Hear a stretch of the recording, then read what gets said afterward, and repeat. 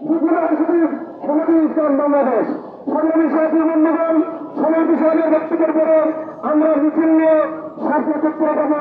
সেখান থেকে আমাদের অনুষ্ঠান আনুষ্ঠানিকভাবে সমাপ্ত ঘোষণা করবো ইনশাআল্লাহ।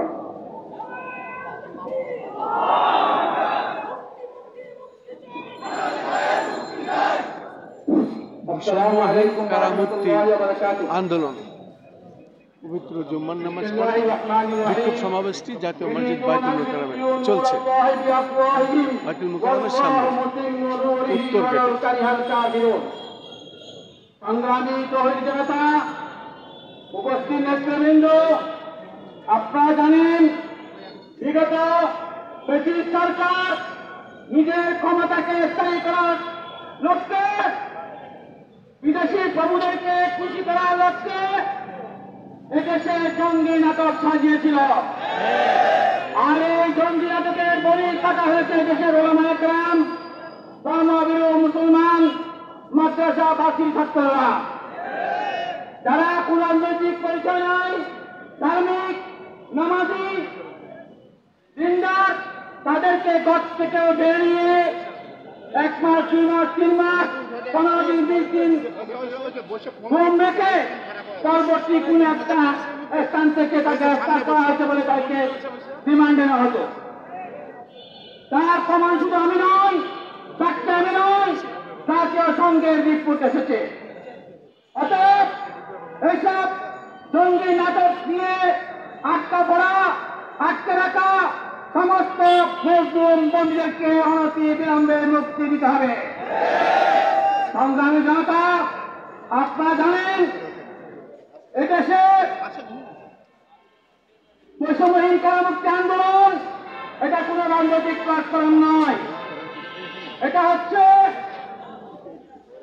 মানবাধিকার বঞ্চিত, অসহায়, ধর্ম বর্ণ নির্বিশেষে সকল কারাবন্দী মজলুমের পক্ষে এই সংগঠন কাজ করছে, করবে ইনশাআল্লাহ। অতএব আমি বলবো, যারা কারাবন্দী হয়ে বাইরে আছেন তারা আমাদের প্রোগ্রামের পরে সাক্ষাৎ করবেন। আপনাদেরকে নিয়ে আমরা আমাদের আগামী কর্মসূচি নির্ধারণ করবো ইনশাআল্লাহ।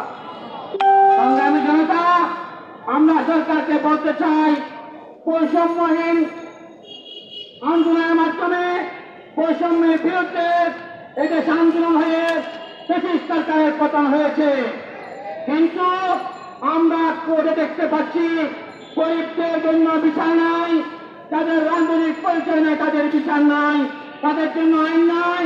আইন সব ক্ষমতাধরদের জন্য। এই বৈষম্য বন্ধ করতে হবে। সংগ্রামী জনতা, সঙ্গে সঙ্গে আমি আদালতকে বলবো, আদালত যখন বলাৎকারীদের বিচার করে তখন দেখা হয় রাজনৈতিক কারণে বন্দী করা হয়েছে, আর যখন গরিব দুঃখী অসহায় অরাজনৈতিক ব্যক্তি সামনে আসে তখন বলা হয় তার কারণে আমরা অমুক ধারায় 1 বছর না হলে পাচ্ছি না, তখন কেন ধারা দেখেন। অতএব নীতি এক, নৈতিকতা এক করুন, এদেশে বৈষম্য আইন আদালত বন্ধ করুন, না হয় এদেশে পুনরায় বৈষম্যহীনতার বিরুদ্ধে নতুন করে আন্দোলন সৃষ্টি হবে, তখন আপনাদেরকে বেঁচে থাকার সুযোগ থাকবে না। সংগ্রামী জনতা, আকাশের অবস্থা ভালো নয়। আজকে এখানে আমি আমার বক্তব্য শেষ করে সবাইকে মিছিল সহকারে আমাদের সাতটা পর্যন্ত যাওয়ার জন্য জানিয়ে এবং সুশৃঙ্খল ভাবে আমরা সুশৃঙ্খল আইনকে বিশ্বাস করি, আদালতকে সম্মান করি এবং সেভাবে আমরা শান্তিপূর্ণ মিছিল করব। আমাদের উদ্দেশ্য হচ্ছে আমাদের মুসলিম ভাইদেরকে মুক্তি করা।